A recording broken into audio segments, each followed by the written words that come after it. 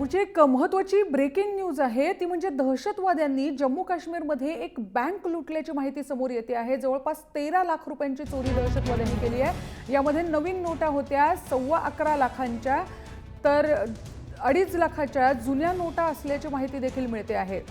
दहशतवाद्यांनी 13 लाखाची एकूण लूट केली आहे। जम्मू काश्मीरमध्ये एक बँक या दहशतवाद्यांनी लुटली आहे।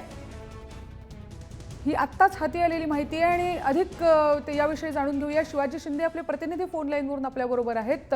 शिवाजी, जम्मू काश्मीरमध्ये नेमका हा प्रकार कुठे घडलाय आणि कशावरून ते लोक दहशतवादी होते? रुजुता, जम्मू काश्मीरमध्ये पुलवामा जो येथील परिसर आहे, तेथील एरिहल परिसर आहे, तिथे असणारी एक बँक आहे। त्या बँकेला दहशतवाद्यांनी लुटलंय। जवळपास 13 लाखांची चोरी, 13 लाखांची लूट या दहशतवाद्यांनी केली आहे। त्याच्यामध्ये जवळपास 11 लाख रुपये ह्या नवीन नोटा आहेत आणि जुन्या नोटा जवळपास 2 ते 2.5 लाखांच्या आहेत।